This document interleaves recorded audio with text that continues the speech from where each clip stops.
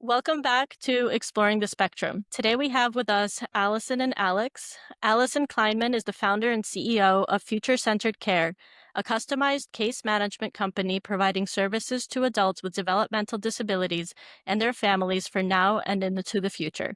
She has been working with this community since 2009.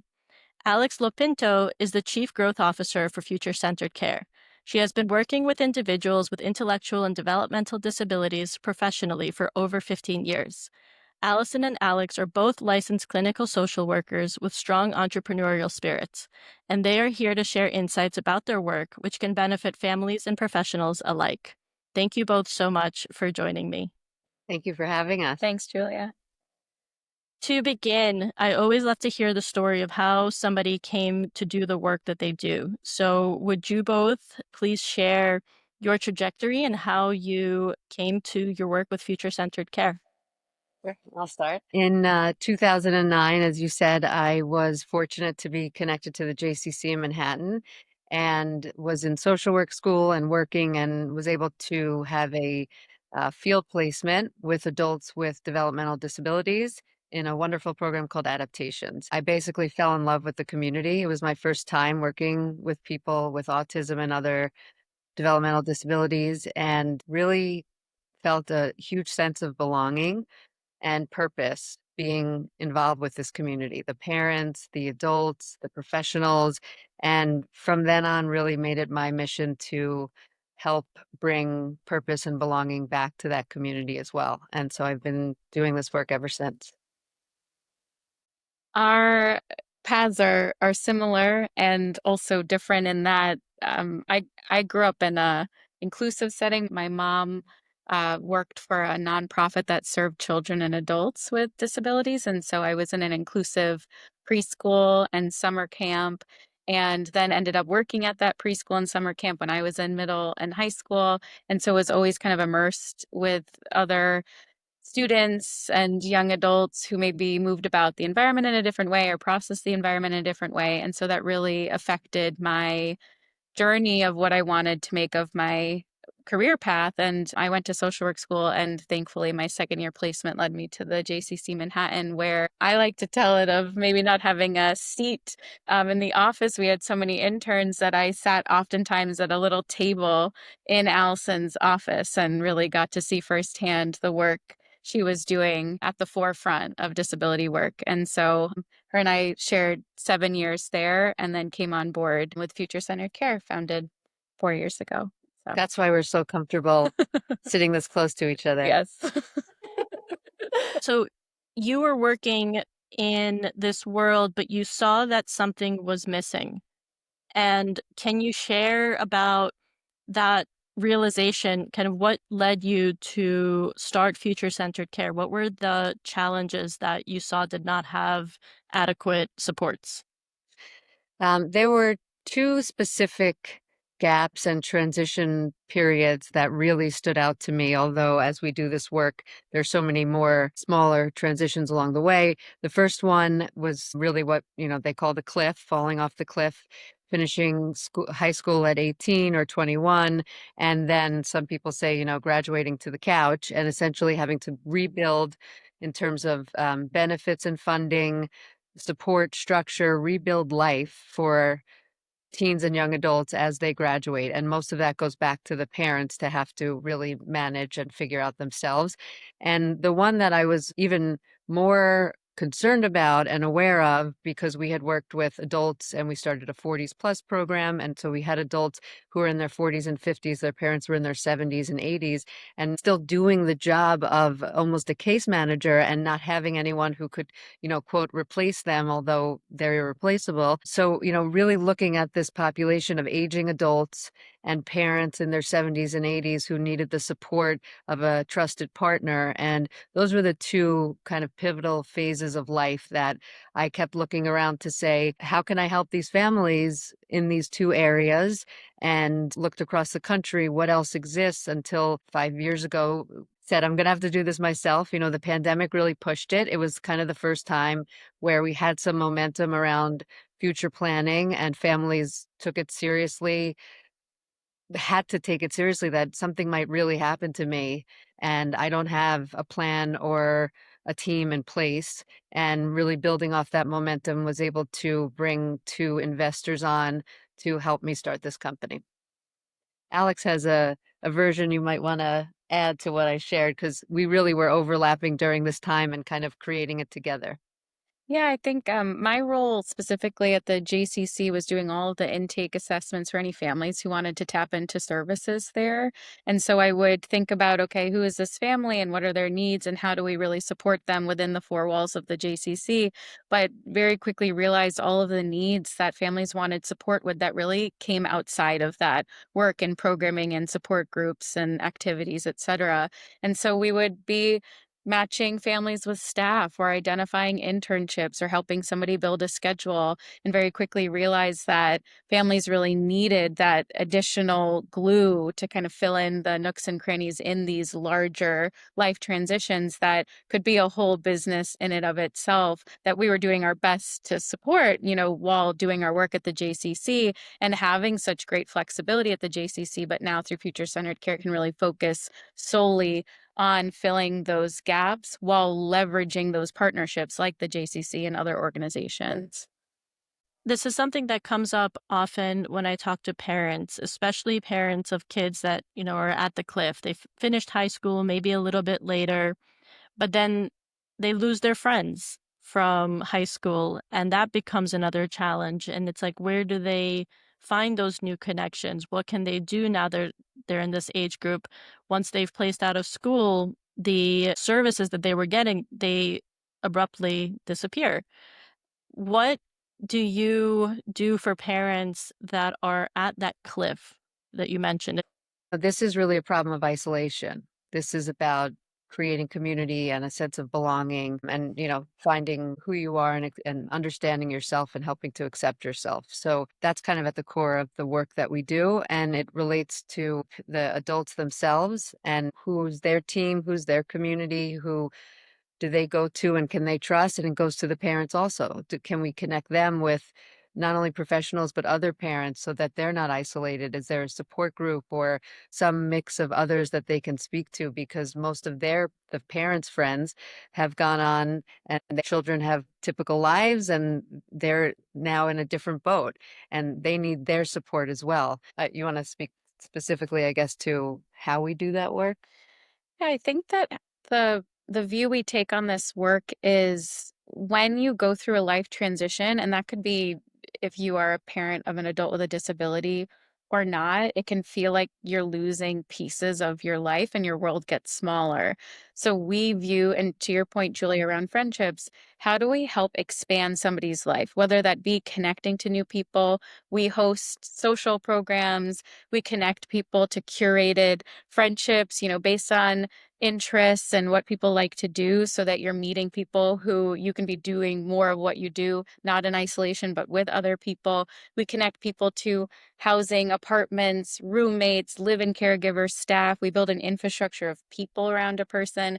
We help expand how much of their life exists outside of that home.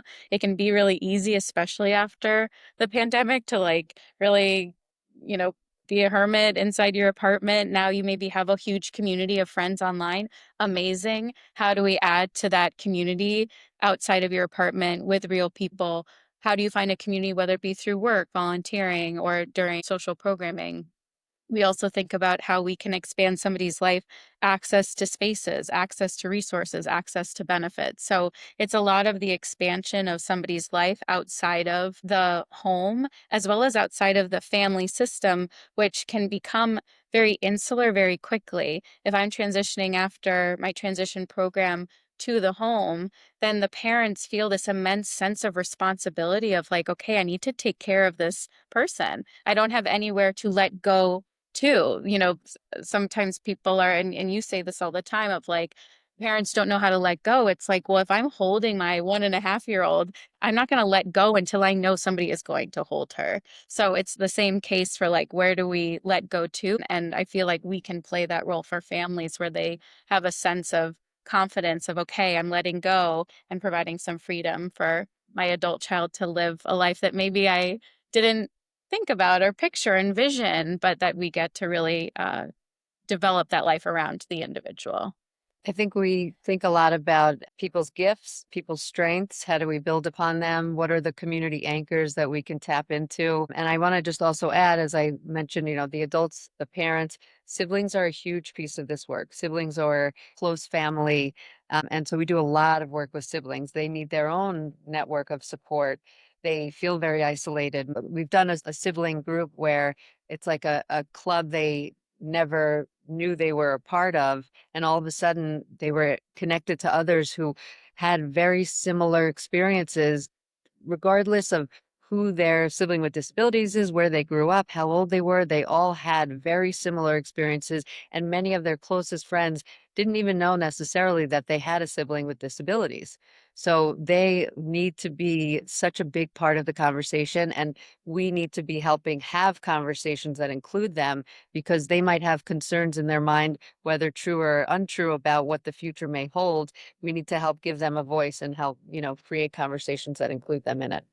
So you mentioned this idea of parents having to let go at some point and essentially believe that their child or young adult now could be capable of having a fulfilling life with friends outside of the school that they were in before.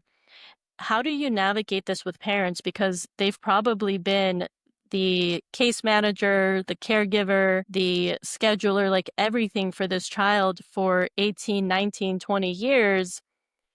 And that's a belief system that nobody will ever be able to care for my child the way that I do. Nobody understands my child the way that I do. And that is true.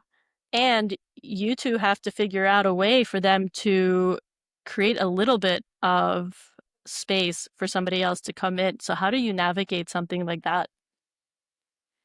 We, yeah, I mean, it's a great question, and I think it's different for every person. But a strategy we take with our clients is really identifying the job description. How would someone define their role as it relates to their adult child?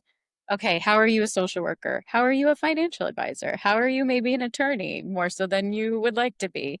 And how do we identify, okay, what is that list? And how could we prioritize the most immediate responsibilities? Like, what is the most low hanging fruit that we could shift off of your plate and start to shift it onto a case manager, one of our team members' plates? Just to start to see, what does it feel like for that to no longer take up your brain space, and now and feel confident somebody else is taking care of it.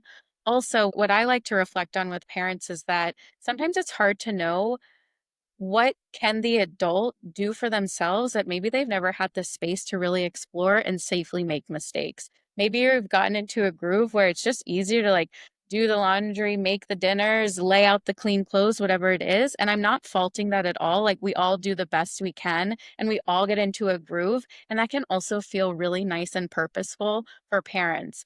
And in thinking about, okay, when I'm not here and hopefully I'm on like a cruise in Bermuda, who's going to be laying out the clothes? Maybe Johnny can lay out his own clothes. Maybe the case manager helps him with some of the fine motor skills of actually doing the laundry. Maybe he always needs help with that piece of the task. But what are pieces of living his life and being as interdependent and independent as he possibly can? We do assessments to really gauge that, because I think it's hard for parents to sometimes see outside of their own dynamic, and we can kind of come in as fresh eyes and also provide our recommendation based on experience with other families too. I think you're hitting on, when we do our work, we have multiple clients. We look at a family system. We have the adult themselves. We have often a parent or parents. Sometimes the other partner or client is a sibling as well. So it's really, we created this company as much for the adult as it is for the parents and the family. We do start with the job description, but there are different types of work that is involved. And so there's the actual administrative work of what are you doing to kind of organize a person's life. I'm getting at also there's the emotional load of worry and constant anxiety, in addition to like a Medicaid renewal. So the job description is quite expansive. And I think the work we're doing, we're learning a lot. We're doing great work with the adults. We're partnering beautifully with many parents. And there are a lot of parents who I think it's still really challenging. And it's not an easy question or challenge that we're trying to solve here. We're creating a company with very well-trained, competent case managers with a oversight and a team of social workers and OTs and strategic leaders who are thinking about the future. And yet parents are really going to struggle to let go of things. And it's something that we have to also accept and be patient with and, go at their pace. Even if we know we're ready to do certain things, we're creating this company in a way where we want them to be here and healthy and see while they're here and healthy, a team of others doing what they once were doing. To get to that place, it could take 3 months or it could take 10 years, and we're in it for the long haul. When you work with parents, what are some of the biggest challenges that you come across in terms of their resistance? Like, for anybody that's listening, maybe they could recognize some of this in themselves, but what are some of those really strong held beliefs that you come across? I think like parents want I know I've only been a parent for a year and a half, so I'm new to this hat that I wear, but there's no question around just wanting the absolute best for your kid, no matter what it is. And I think that when parents get to a transition in the role that they play with their adult child and where they've been providing so much care and oversight, it can feel hard to not continue to treat that adult like the parent might have when they were younger. And also when maybe certain attributes are representative of potentially a younger age, but also there's pieces of untapped growth and maturity that are being overlooked.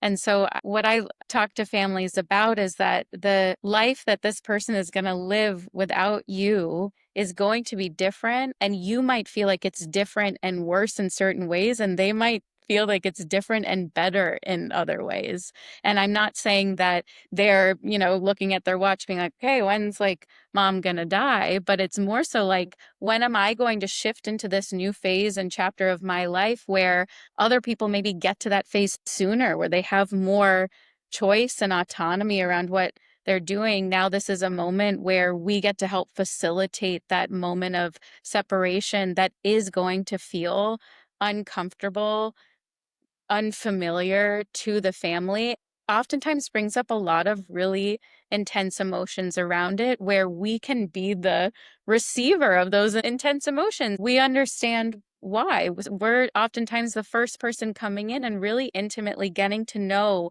the different facets of this person's life that they've just held on to, and with a sense of pride, but also with a sense of fear. I feel that we're like opening a door that maybe has been closed for a long time. So we expect there to be a lot of pushback or questions, and the best we can do is really provide the intent behind everything we're doing. And that when they're looking at their adult son eating a piece of pizza and picturing them on their deathbed as someone who has a lot of health problems and issues with their mobility, like we're looking at that piece of pizza of like, he made his own decision and he's hanging out with a friend, and we're going to make sure he goes to his doctor's appointment and ensure that like all those boxes are checked, but we're going to let him eat that piece of pizza. And I know that that can trivialize a really important fear that families have. So, Yeah. No, you highlighted, I think, some really important points. I said we see this as having multiple clients within one family, and we want to center the adult as much as possible, help them communicate in the best ways that they can, which includes lots of alternative ways of communicating, which we're, very supportive of exploring and promoting for certain families, whatever is going to work, and really helping understand what are their gifts, what are their strengths, that we can continue to help people learn at any age that there are new opportunities that are going to be available. And the biggest one, I would say, the biggest challenge and opportunity, I think, is around housing. It's a very difficult space, and I think families wait until Either hopefully something better will come along. I work with a good colleague who says, no one's coming. No one's coming. Like we have to build this ourselves. And I learned that from the parent advocates themselves. So the housing piece is so important because how much can you really work on while your adult is at home with the same patterns that have been in place? So how can we help parents realize we may not be looking for a place for your adult to live that could be their forever home? They might have to move. Most people are not, when they're in their 60s and 70s, where they were in their 20s and 30s. Most people do move around. We want to give them that opportunity. Alex alluded a lot to the idea of dignity of risk. We want to give them choice and option the way most people have.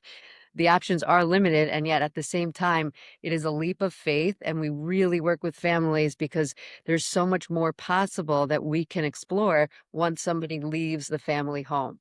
So there's a big focus we have with limited options and resources, but a lot of creativity on how do we help the parent. Most of the adults are ready to go, actually. Not all. Sometimes it's too comfortable at home, and then that's something we work on. But really trying to make that first step to separate the family home and the adult, it's a huge point of the work we do. You talk about the fact that these kids are ready for that next step, and sometimes it's the parents that aren't ready, but those kids are. I wonder if you've noticed this being a reflection of just how autistic individuals develop at their own pace. And so perhaps those teenage years, that like 14, 15, mom doesn't know anything, I want to be out on my own, I want to be with my friends. Perhaps that just comes a little bit later. Now they're 20, experiencing that developmental stage, and whatever parents are feeling, it's probably similar to what parents of neurotypical children experience just earlier on. They just didn't expect this from their kid. Is that something that you've noticed as a trend? Yes, I mean, I think we see that in lots of different ways, and it has positive and negative implications. The fears around the fact that an adult is walking around in maybe a 26 or 36-year-old body as a male, but developmentally might be thinking as a child in elementary school, and what are the scary implications that, we have to really focus on and work around. And then there's also working with a family with a 24-year-old at home and realizing that developmentally she is probably around high school age. And what would a person in high school need in order to move out of their family home and live? When we say an independent life, we don't mean independently, we mean interdependently with supports. But like to think about emotionally moving out of a family home at 24, but you're really more of, a 16-year-old chronologically. What supports do you need to have in place to be able to make that successful transition and to articulate both to the parents and to the adult about what that transition looks like and why it's necessary? It can be a very scary thing. That actually makes me think of masked autism, or kids that either didn't get diagnosed or they got diagnosed later, but outwardly they don't show they need as many supports. And then the parents wonder why they burn out their first semester in college because maybe they're not mentally there yet and they need different supports. Well, I think this is probably a larger societal challenge where we're pushing too fast, too much, and what is the right pace for someone physically, physiologically, mentally, and emotionally. And we're kind of, expected to meet these mile markers as typical people and as adults with developmental disabilities, when really, like, what if we took some of those markers away and just tried to really understand who the human was and what is the appropriate type of lifestyle and support needed at those different phases? But as the parent, yes, my 24-year-old, my 34-year-old is still at home with me, and what am I supposed to do about this? So we definitely hold both. I think a lot about the adults that we support, and we support a pretty wide range of communication styles and levels of independence. That I think a lot about how we don't have a lot of control around the expectations that are inadvertently put on us, and whether those be expectations or underestimations. And I think about some of the clients that we have who communicate or are in a stage of life that maybe is representative of somebody who is 10 years younger than them, or whatever the example might be. And I think about the assumptions that maybe were made about that person, or the lack of access that person had to information because of an assumption around what they were or were not ready for. And then I think about with maybe some of the individuals that you're talking about, Julie, of like who are holding a very high level of independence and able to mask or pass in certain situations, but then spaces are inadvertently putting expectations on them as they would a typical person, that then sets them up to fail. And so I talk about this a lot in the initial meetings where I'm talking with parents, where there's a real emphasis on, okay, well, he still likes cartoons or he plays with Legos or whatever it is. And it's like, well, I have some friends who like cartoons or like Legos, but if there isn't anything to compare that to, or that there is nothing to add that to a larger picture of a person, then we put a lot of weight on those things, versus like my friend who collects Legos but works full time and is married. It's like, okay, what perception do I have of that person versus the person who plays with Lego but he's not working? And those two things can go hand in hand, of like, what about the interest in Legos potentially is also related to the fact that that person isn't able to find or sustain work. So I'm not saying that those things aren't related, but I just think about how we have hyper focus sometimes on those things. And then it can add to assumptions that, okay, the other people I know who like Legos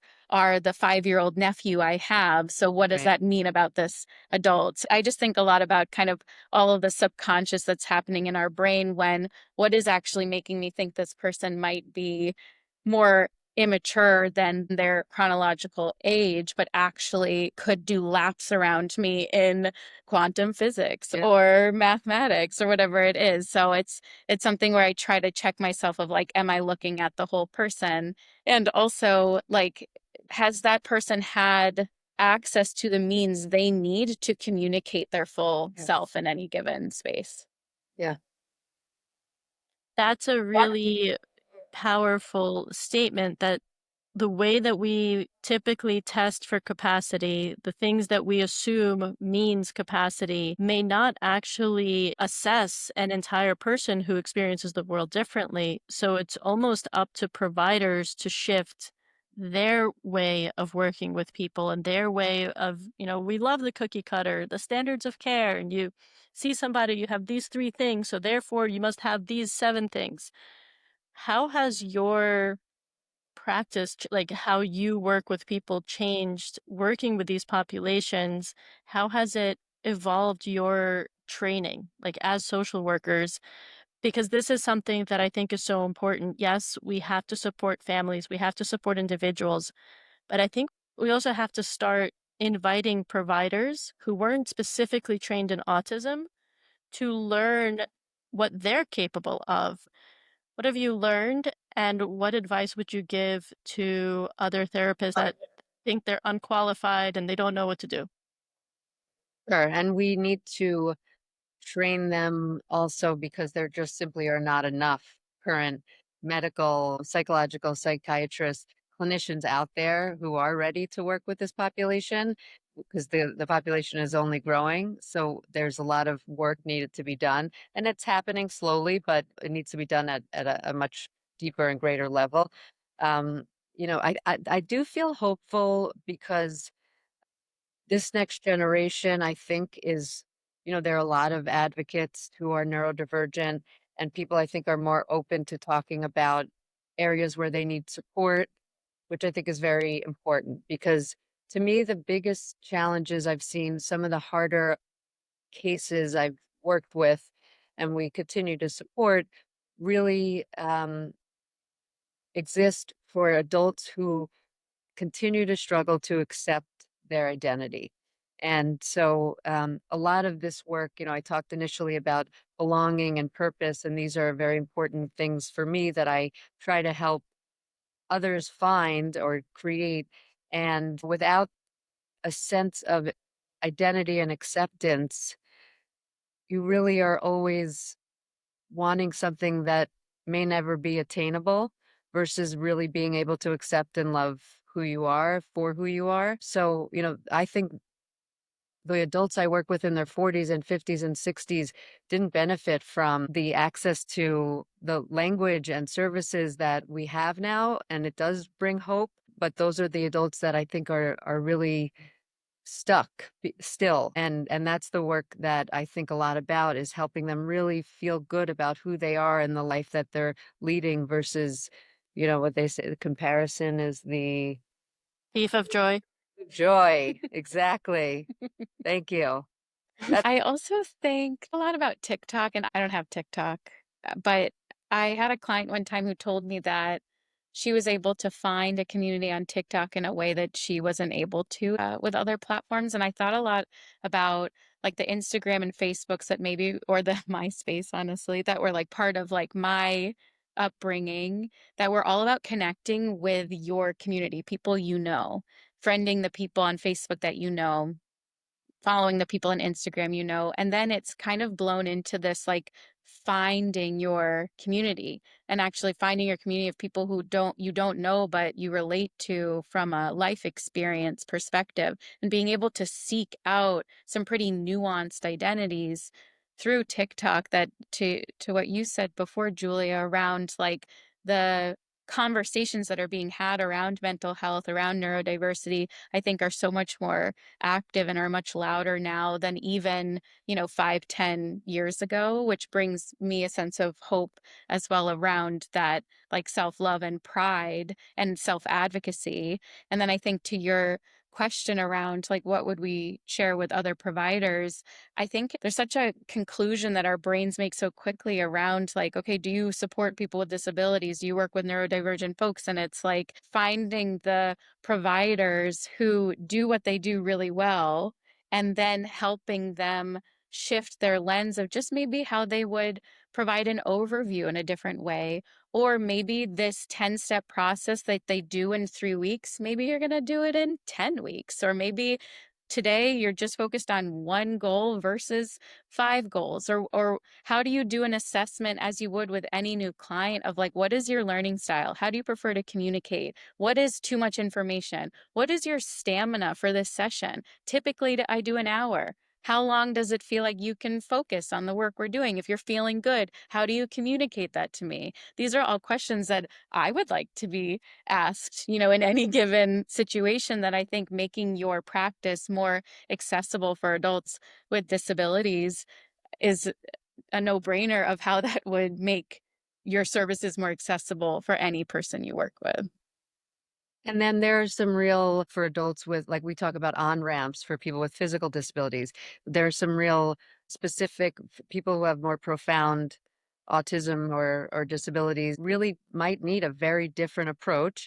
And there are some leading centers or clinics that are working on that. And we need to help, to continue to fund and educate and spread what they're doing as well. But your average, medical or clinician can be trained with a little bit of openness, and it will only benefit them and helping everyone else that they're working with to think about how they're breaking down the work and the ways in which they're communicating to be successful with neurodivergent folks as everyone else, which is part of, universal design. This is why I'll be having providers on this podcast to talk about like the evolution of their practice as a result of having to be more present, less expectations, less assumptions. Like it's just inviting you to be better at what you were initially trained to do.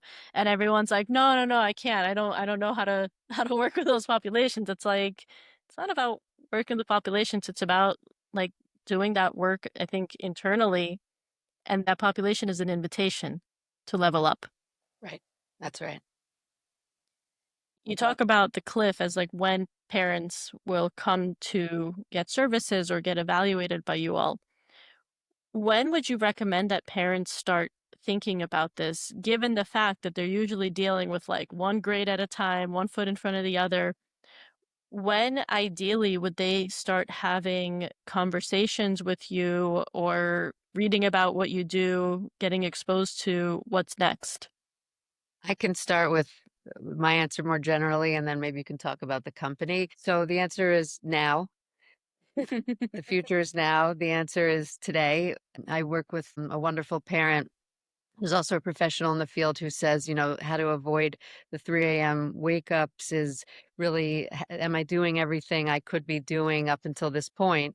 And, that's really our goal is not to make yourself crazy. There's always going to be more, and the future will have so many unknowns anyway. But the parents we see most successful are those who can recruit and retain and convene a team of paid and unpaid support around their adult to help them get out into the community as early as possible, to be doing things without mom or dad, and to be the mouthpiece, in many ways, because at a certain point from teenage years on, a case manager could say the same thing as mom and they're going to receive it completely differently. So you really want to bring together this team of support, understanding, we see ourselves as matchmakers, as detectives sometimes in the world with adults, understanding, oh, I didn't even know that, they have this relationship. We should really look further into that. Or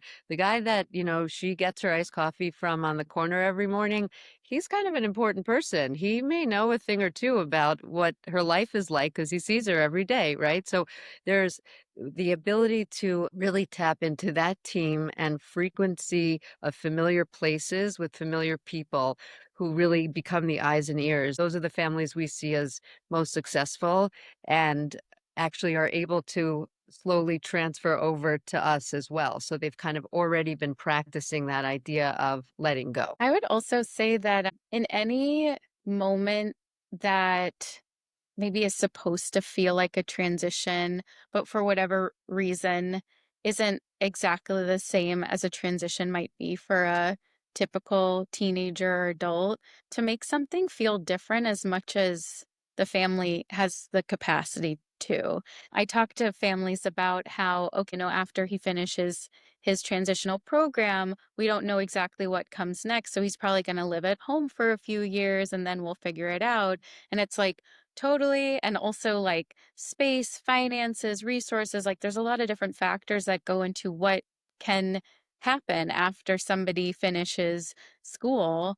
And how can you make that transition still feel different? How can it feel like, okay, now you do your laundry, or now every Tuesday night, you're going to cook me some scrambled eggs, or whatever it is? Like, how do you make that feel like a pivotal transition so that all of the hard work that went into all of the skills you learn in school, families in New York at least sue the Department of Education or the district to get the funding to be in these specialty programs that really work to develop beautiful skills and working towards independence? And what did you say before about graduating to the couch or something Right. like that? That it's like, how do we keep that momentum going? And also, how does that onus not just sit on the parent's shoulders? Like Allison said, how do you have a team of people where you're working on those skills? Somebody else is guiding them to do the laundry. Somebody else is getting them out of the home so that there's not this resentment towards, you always did my laundry. You always cook me dinner. It can be so hard. And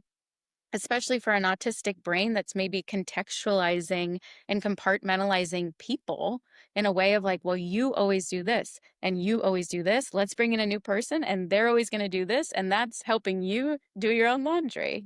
How do you recontextualize a person so that you're not actually setting yourself up to fail as a parent? Where, why is this so hard? They won't do their laundry. They did their laundry at their sleepaway camp or whatever it was. Cool. We know they can do it. Now let's take you out of the picture and help them do so. So making those transitions feel different in a way that feels digestible, but really leveraging the people and resources outside of the family system. But to what your actual question was, which I apologize, Julie, is about timing. And just from the perspective of kind of the span of our clients, like our youngest client is 16, our oldest client is 65, and the teenage client we're working with, we have this long runway, and we acknowledge that there's oftentimes resources behind being able to have, there's privilege in having a long runway in that planning.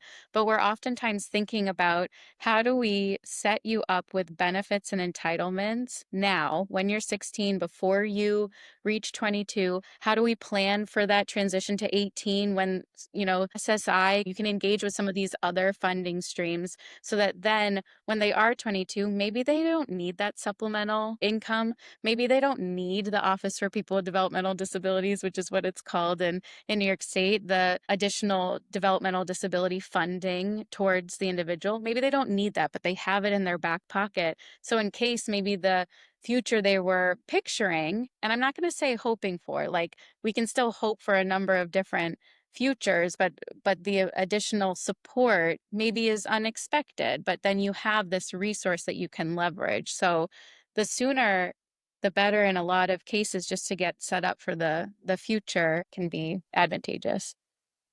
They're in that family unit, and if the child graduates high school at 18 and then the parents spend 3 years trying to figure it out on their own, not having access, not being able to let go, developing all of these beliefs that what's not possible, if they have that earlier on, they don't need to shift their beliefs later on. You could just be working side by side, imagining what might be possible. Yeah. Yeah. And also for parents to be kind to themselves, that it's okay to sit in the peace of my kid is going to a school that they feel is a good fit for them, that I feel is a good fit for them, and I don't have to think about the next step in this present moment. Like, to be kind, that it's okay to be like, okay, that's for a later date. And also, if some consultation of just getting some concrete step by steps of what are the things that when I feel like I have the emotional capacity or brain space or energy to put towards what we would prioritize, because it can feel so immense. So how do we make that feel a little bit more digestible too? We talk with parents a lot about finding your tribe, but even a parent working with another parent and as, accountability buddies or being able to at least be honest and vent about what's really happening.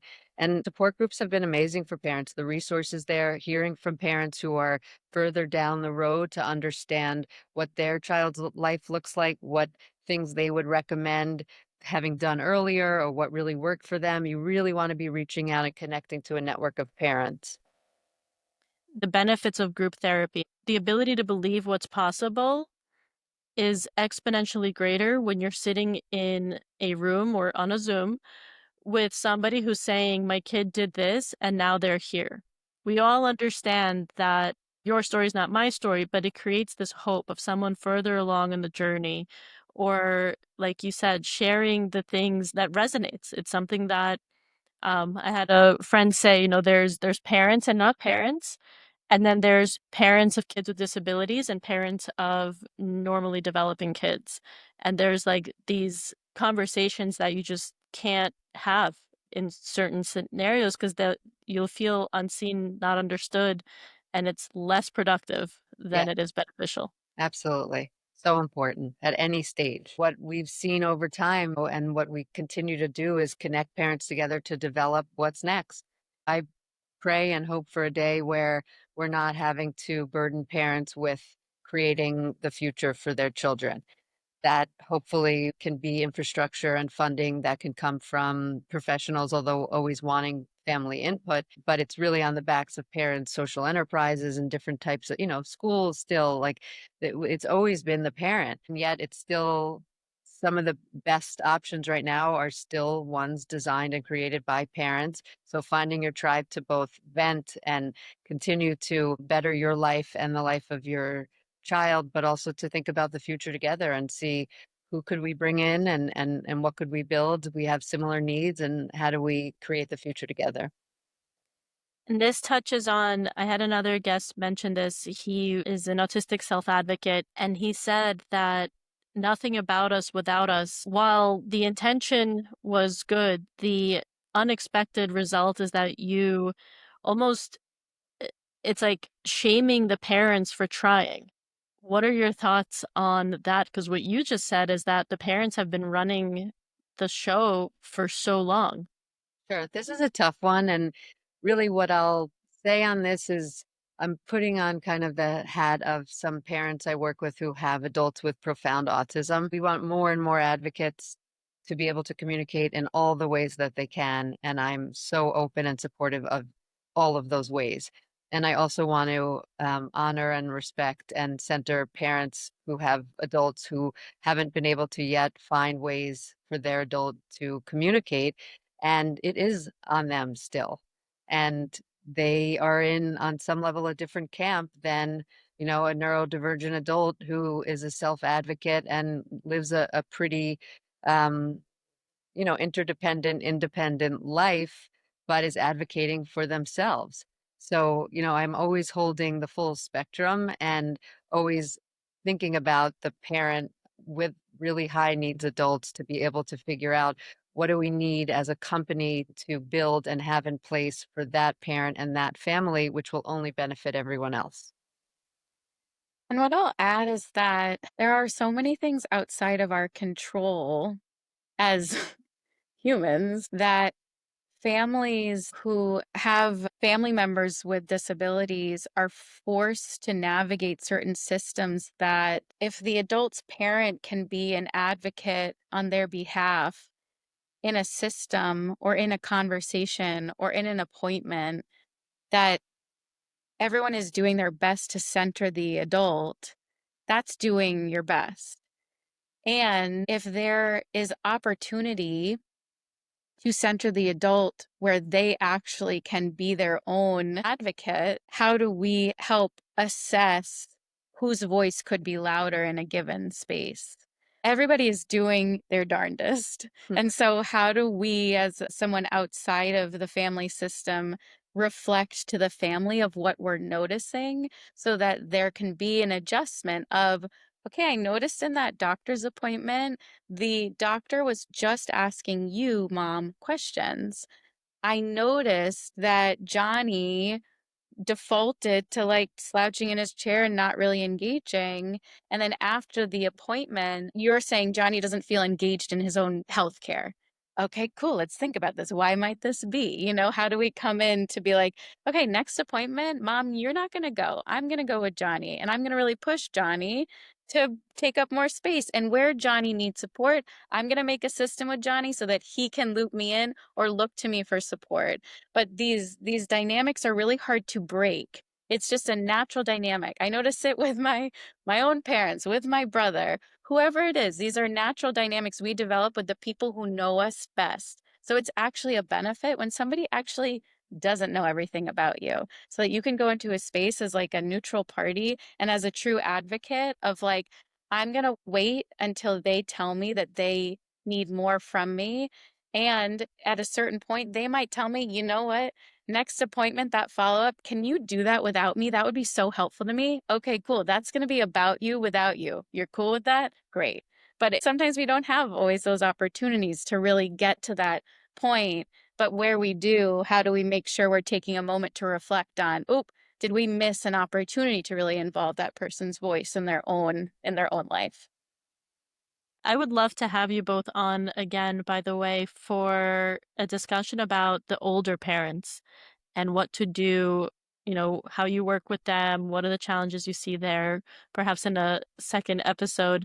Yeah. And for kind of closing out this discussion, what are you most hopeful about or excited about in the work that you're doing?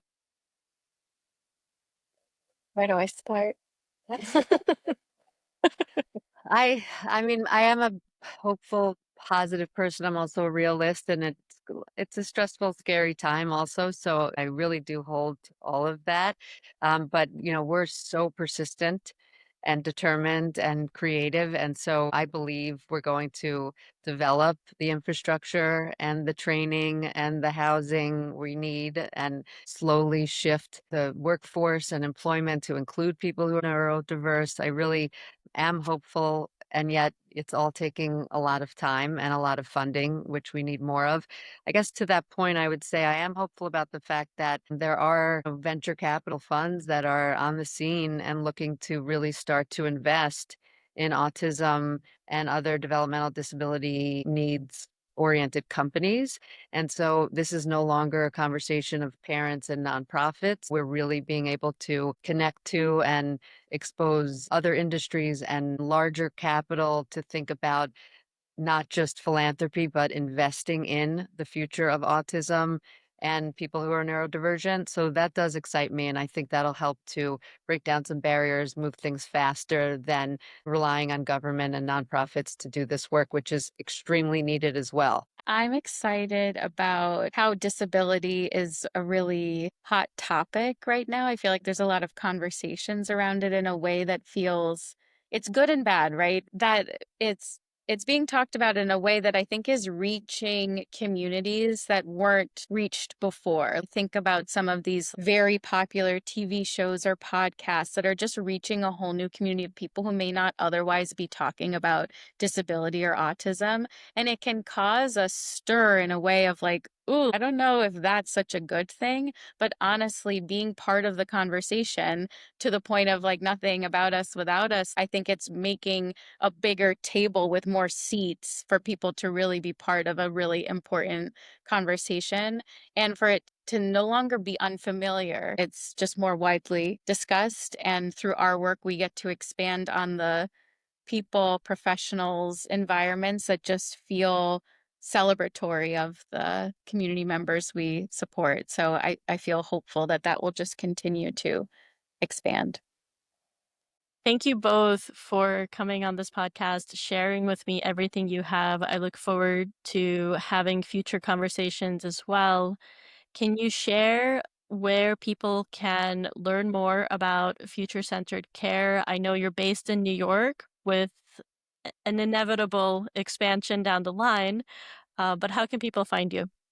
Yeah, for people who are interested in learning more, you can find us on Instagram, you can find us on LinkedIn. You can also visit us at our website, futurecenteredcare.com. I will put all of that in the show note captions, and I look forward to having you back on in the future. Thank you both again.